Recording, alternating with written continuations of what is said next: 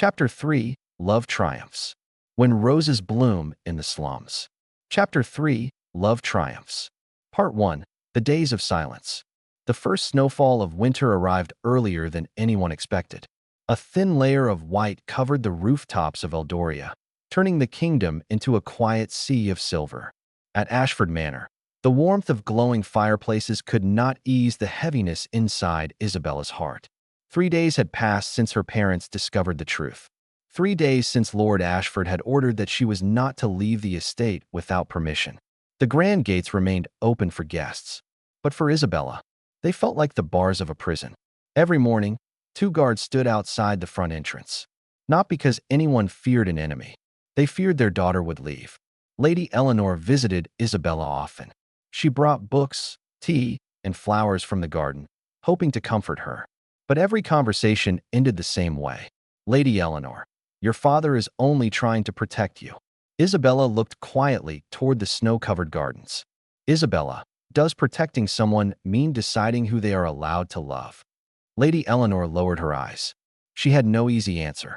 Meanwhile, life in Black Hollow continued as usual. The streets echoed with the sound of hammers, merchants, and children playing in the snow. Only Ethan noticed how empty each day had become. For weeks, Isabella had visited whenever she could. Now, she had disappeared without a word. Every afternoon, Ethan found himself glancing toward the old bridge. Each time footsteps approached, his heart lifted for just a second. Each time, it was someone else. One evening, old Mr. Baker placed 2 steaming cups of tea on the counter. He looked at Ethan with a gentle smile. Mr. Baker, you've looked toward that bridge at least 20 times today. Ethan laughed quietly. Have I? The baker nodded. You don't have to tell me. I was young once. Ethan looked down at his cup. The rising steam blurred his reflection. Ethan, I don't even know if she's safe. Mr. Baker rested a hand on his shoulder. If she promised she'd come back. Trust her. Ethan smiled faintly. I do. He paused. I'm just afraid something is keeping her away. Back at Ashford Manor, Isabella stood beside the library window. Snowflakes drifted gently across the gardens. She held a small wooden bird in her hands. It was one of Ethan's creations, given to her during one of their walks through Black Hollow. She turned it over carefully. A tiny carving on its wing caught her eye. A single rose. She smiled through tears. Isabella, you knew I'd keep this. A soft knock interrupted the silence. Emily stepped quietly into the room. She immediately noticed the sadness on Isabella's face. Emily, you're thinking about him again. Isabella nodded. I don't know whether he's worried, or whether he thinks I've forgotten him. Emily crossed the room and sat beside her. Emily, if I knew you had disappeared without warning, I'd spend every day wondering what happened. She looked gently at Isabella. I think Ethan is doing exactly the same. The next morning, Lord Ashford summoned Isabella to his study. The room was lined with ancient books and portraits of Ashford ancestors. He remained standing by the fireplace when she entered. For several moments, neither of them spoke. Finally, Lord Ashford, I've spent my life building a future for this family. He turned toward his daughter. I had hoped one day you would understand why. Isabella met his eyes calmly. Isabella, I understand your duty, father. She took a slow breath. But I also have a heart. Silence filled the room. Neither wished to hurt the other. Yet neither could surrender what they believed was right. Outside the study, Lady Eleanor listened quietly from the hallway. For the first time, she realized this was no passing affection. Her daughter was willing to stand before the most respected man in Eldoria, to defend the man she loved. That same afternoon, Ethan climbed the hill overlooking Black Hollow. From there, the towers of Ashford Manor were visible in the distance. Hidden beneath the winter sky, he knew she was somewhere beyond those walls. Closer than ever, yet impossibly far away. He reached into his coat pocket and took out the silver rose brooch Isabella had given him months before. He held it tightly. Ethan, no matter what stands between us, I won't stop believing. Far across the valley, Isabella looked through the frosted window of her bedroom.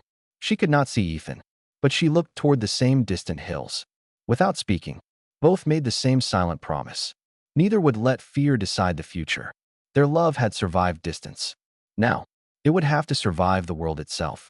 Part 2, The Measure of a Man. Winter tightened its grip on Eldoria. The mornings were colder now, and a blanket of frost covered the rooftops of Black Hollow before the sun had fully risen. Smoke curled from chimneys as families gathered around small fires, grateful for every bit of warmth they could find. For Ethan, each new day began before dawn. Although Isabella had disappeared from his life without explanation, he refused to let sorrow consume him. If I spend every day waiting, he thought, I will become the kind of man she would never admire. So he worked, harder than ever. The carpenter's workshop echoed with the sound of saws and hammers from sunrise until late evening. Ethan repaired broken tables, built sturdy doors, and crafted furniture that could last for generations. He never rushed his work. Every chair, every cabinet, every toy was made with the same quiet care. One snowy morning, an elderly widow named Mrs. Agnes entered the workshop carrying a broken rocking chair. Its wooden legs had nearly collapsed. She looked embarrassed. Mrs. Agnes, I'm afraid I can't pay much. Ethan examined the chair carefully. He smiled reassuringly. Ethan, let's worry about the chair first. She reached into her purse and counted a few worn copper coins. There were barely enough to buy a loaf of bread. Ethan gently closed her hand around them. Ethan, keep these. You'll need them more than I do. The old woman's eyes filled with tears. Mrs. Agnes, but you've worked all morning. Ethan simply smiled. Then let this be my afternoon's good fortune. News traveled quickly through Black Hollow. People began speaking about the young carpenter who never turned away anyone in need. Some paid him with coins. Others paid with vegetables from their gardens, homemade soup, or firewood. To Ethan, kindness was never measured by money. It was measured by sincerity. One afternoon, heavy clouds gathered over the district. A fierce wind swept through the narrow streets. Merchants hurried to secure their market stalls. Parents called their children indoors. Suddenly, a loud crack echoed through the neighborhood. Everyone looked toward the old Miller family's house. One of the ancient oak trees beside it had split in half during the storm. Its massive trunk crashed onto the roof. Wood shattered. Tiles flew into the air. Cries for help filled the street. Neighbor, someone's still inside. Without hesitation, Ethan dropped the timber he had been carrying. He sprinted toward the damaged house. Several men tried lifting the fallen beams, but the weight was too great. Smoke began drifting from the broken chimney. A frightened little girl appeared at an upstairs window. Little girl, Grandpa. The crowd grew anxious. No one dared enter. The staircase inside had already begun to collapse. Ethan looked at the broken structure for only a second. Then he made his decision. Mr. Baker. Ethan. Don't. But Ethan was already running. He climbed through a shattered side window before anyone could stop him. Inside, dust filled the air. Broken beams blocked the hallway. Pieces of the ceiling creaked ominously overhead. Somewhere deeper inside the house, he heard a weak cough. Following the sound, he found old Mr. Miller trapped beneath a heavy wooden support. The elderly man's face was pale. Mr. Miller, leave me. The roof won't hold. Ethan knelt beside him. Ethan, we're leaving together. Using every ounce of strength he had, Ethan lifted the broken beam just high enough to free the old man's leg. The effort strained every muscle in his body. His arms trembled. The beam slipped once, but he refused to let go. Finally, Mr. Miller crawled free. Together they stumbled toward the window. Just as they reached the opening, a section of the ceiling crashed onto the floor behind them. The crowd outside gasped. Several neighbors rushed forward to help pull them to safety. Moments later, part of the roof collapsed completely. If Ethan had waited even a minute longer, neither of them would have escaped. The street fell silent. Snow drifted gently through the air. Mr. Miller struggled to his feet before embracing Ethan with trembling arms. Mr. Miller, you saved my life. Ethan smiled wearily. You've spent your whole life helping this neighborhood. It was simply my turn. No one spoke. The people standing around them realized they had just witnessed something extraordinary. Not bravery born from pride, but courage born from compassion. Over the following weeks, stories of Ethan's actions spread beyond Black Hollow. Traveling merchants repeated the tale in nearby villages. Craftsmen spoke of the young carpenter who had risked his life for an old neighbor. Even members of the city council began mentioning his name. One afternoon, a royal official arrived at the workshop.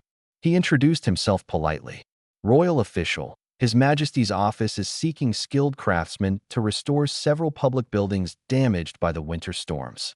He looked around the workshop, impressed by the quality of Ethan's work. "I've heard remarkable things about you." Ethan blinked in surprise.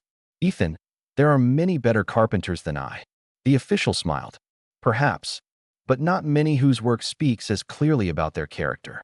He handed Ethan a sealed letter bearing the royal crest. "If you accept, this commission could change your future." After the official departed, Ethan stood silently with the letter in his hands. He looked toward the distant hills where Ashford Manor stood beyond the river. For the first time, he realized something important. Becoming worthy of Isabella was never about becoming wealthy. It was about becoming the finest version of himself. Not to impress her father, not to silence society, but because love should inspire a person to grow rather than to surrender. Far away, in the library of Ashford Manor, Isabella closed the book she had been pretending to read. She looked out the window at the falling snow. For reasons she could not explain, she suddenly smiled, as though her heart somehow knew that Ethan had taken another step forward. Neither of them understood what destiny had already begun to weave. But all across Eldoria, one truth was becoming impossible to ignore. The young carpenter from Black Hollow possessed something no title, fortune, or noble name could ever guarantee. A heart that never hesitated to do what was right. Part 3. Hearts Begin to Change. Several weeks passed after the winter storm. The story of the young carpenter who had rescued Mr. Miller spread far beyond Black Hollow. At first, it was little more than a tale shared by merchants over supper. Then city craftsmen began talking about it. Soon, members of the town council praised Ethan's work restoring damaged homes after the storm. Before long, the story reached Ashford Manor. One snowy afternoon, Lord Ashford sat in his study reviewing reports from across the kingdom. Among letters concerning trade, taxes, and harvests was a report from the city council. One paragraph caught his attention. Special recognition is recommended for Ethan Carter of Black Hollow, whose courage during the winter storm saved the life of Mr. Jonathan Miller. In the weeks that followed, he organized local craftsmen to repair damaged homes, refusing payment from families who had lost everything. Lord Ashford read the paragraph twice. Then a third time, he slowly folded the report. His expression remained unreadable. A gentle knock came at the door. "Lady Eleanor, may I come in?" Lord Ashford nodded. She noticed the report resting on his desk. "Lady Eleanor, more business from the council?" He hesitated before handing her the document. She read it quietly. When she reached Ethan's name, she paused. A faint smile appeared. "Lady Eleanor, so he truly is the young man Mrs. Harper described." Lord Ashford leaned back in his chair. "He appears to have earned the respect of everyone around him." Lady Eleanor looked at her husband. "But that surprises you." He answered honestly, "Yes." For a long moment, neither spoke. The fire crackled softly in the fireplace. Finally, Lord Ashford broke the silence. "Lord Ashford, when I first heard about him, I imagined a reckless young man chasing an impossible dream." He looked toward the snow-covered gardens. "But every report says the same thing. He works hard. He keeps his promises. He serves others before himself." Lady Eleanor gently placed the report back on the desk. "Those are the very qualities you taught Isabella to admire." Her words lingered in the room. Lord Ashford did not respond immediately, because he knew she was right. Later that evening, Emily joined Lady Eleanor in the manor's conservatory. The glass walls shimmered beneath the moonlight. Exotic flowers bloomed despite the winter outside. Emily spoke carefully. "Emily, has Uncle read the reports?" Lady Eleanor nodded. "He has." And a small smile crossed Lady Eleanor's face. "He hasn't changed his decision." Emily sighed. "But," Lady Eleanor continued, "he has begun asking different questions." Emily looked puzzled. "What do you mean?"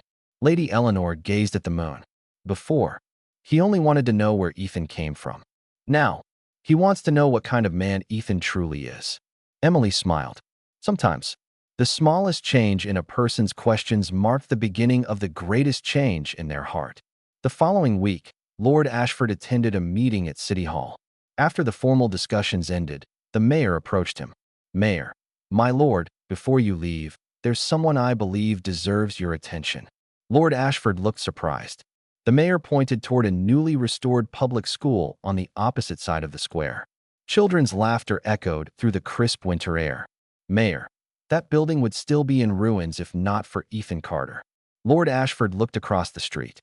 Several craftsmen were repairing the final section of the roof. Among them stood Ethan. His coat was covered in sawdust. His gloves were worn. He laughed as he lifted a beam into place with two other workers. There were no reporters, no noble guests, no audience, only ordinary people working together. Lord Ashford watched silently. He had expected to see a man seeking recognition.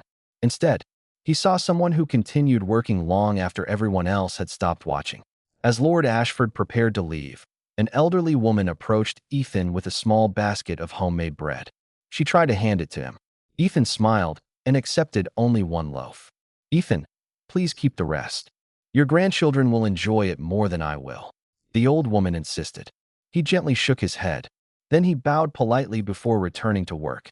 Lord Ashford witnessed the entire exchange. No one knew he was there. Not Ethan, not the townspeople, not even the mayor. For the first time, Lord Ashford formed an opinion of Ethan based on his own eyes rather than the words of others. That night, Ashford Manor was unusually quiet. Lord Ashford stood alone in the family gallery. Portraits of generations of Ashfords lined the walls. Men and women remembered for their titles, achievements, and influence. He stopped before the portrait of his own father. As a young boy, he had once asked him what it meant to be noble. His father had answered without hesitation. "A title may be inherited. Character never is." Lord Ashford closed his eyes. Those words had guided his entire life. Yet somewhere along the way, he had begun measuring people by the names they carried instead of the choices they made. He wasn't ready to accept Ethan. Not yet. The differences between their worlds were still immense. The future remained uncertain, but something had undeniably changed. The young carpenter from Black Hollow was no longer just a poor man in Lord Ashford's eyes. He had become a man worthy of respect. And respect was the first step toward understanding. Outside, snow continued to fall over Eldoria. It settled equally upon grand manors and humble cottages.